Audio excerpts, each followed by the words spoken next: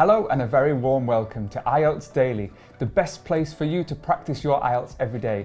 My name is Chris. And I'm Jay. Fantastic. We're going to answer some recent questions from part 1 of the speaking test. Are you ready? Sure am. Let's start.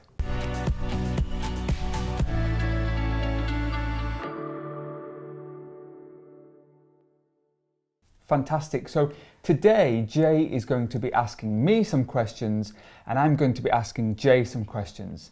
We have two topics which are recent topics from the IELTS speaking test. What are those topics? Laughter and pens and pencils. Laughter and pens and pencils. So I'm going to ask you some questions about the topic of laughter. Okay, and this comes from the word to laugh. Ha ha ha ha ha. Yeah. Can you tell us any other ways to talk about laughing? First of all, before we start. So other words for laughing? Yeah. Chuckling. Chuckling and... snickering, maybe? Snickering, giggling. Giggling. Excellent. Right, so here's my first question. It's a recent question from the exam. What makes you laugh? Lots of things. I have a very humorous sense of humor, and I laugh at a lot of things. So, I don't know... the sun coming out from behind the clouds, I laugh at. If someone says something witty, I'll laugh at that. Cartoons make me laugh, funny movies. Wonderful. Yeah. Are you the type of person who makes people laugh? I think I am. I think in my classrooms, my students have, for many years, said that I'm quite a humorous teacher and they enjoy coming to my classroom because I do make them laugh. Wonderful. Yeah. And do you enjoy watching comedy shows? Oh, absolutely. I think laughter adds years to your life. You just feel better when you laugh. So watching comedy shows or comedy movies I think it's really beneficial and it's fun too. Great. And do your friends have the same sense of humor as you do? My friends back home in the States, yeah, I would say they do. We get each other. We understand what each of us are saying, and yeah, when you're in the small groups of friendships, sometimes you have to know those people in order to get their type of humor. So they do, absolutely. Amazing. Those are the 4 questions. They're all from part 1 of the test. Remember, in part 1, you have to talk a little bit more about the question.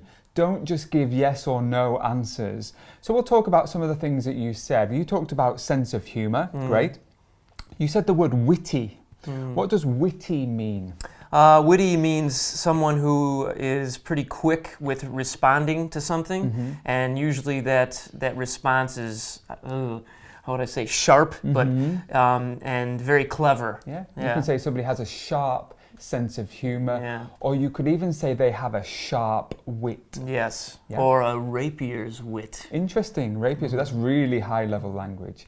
And that's the end for me, so if you want to ask me some questions. All right, Chris, so I'm going to ask you a few questions related to pens and pencils.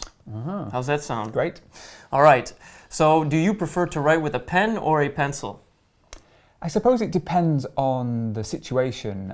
Most of the time I use a pen. In fact, nowadays I just use my keyboard most of the time, or I make notes on my phone. If I prefer pen or pencil, probably a pen, because if I want to make something last. But if I'm just making notes, I might want to use a pencil so I can rub it out. Okay, sounds good. What type of people use pencils in their job? Creative people, so I'd say artists, engineers, people like architects who need to design something. Anybody really who's in an office, they could just be making notes all day using a pencil. All sorts of people. All right. How would you feel if someone gave you a pen as a gift? I'd be happy. I mean, there are other things that I would prefer because I don't use pens as much anymore, but I'm always happy to receive gifts. But how would I feel? I'd feel happy and grateful. Okay. Are pens and pencils becoming more or less common, would you say? Oh, definitely less common nowadays. We have access to all our digital devices, so we usually make notes nowadays on our phones, on our computers. So I would say that pens and pencils are probably going out of fashion when you think about our use of digital devices. All right, thanks. So Chris did a really good job answering these questions. Obviously, he's not just giving yes or no answers. He's giving a lot of substance behind it and saying why he feels these things. One of the things you said at the end was going out of style. I think it's going out of fashion. Or going out of fashion, Yeah. yes. What does that mean?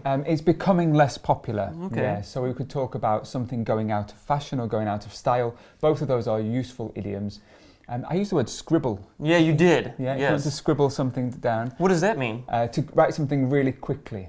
Yeah. We could also say to jot something down or to note something down. That's something that you do with a pen or pencil. You also said rub it out. To rub something out means to erase something with a rubber. And it has to be a phrasal verb, to rub something out. Yes. Yeah, can you rub it out?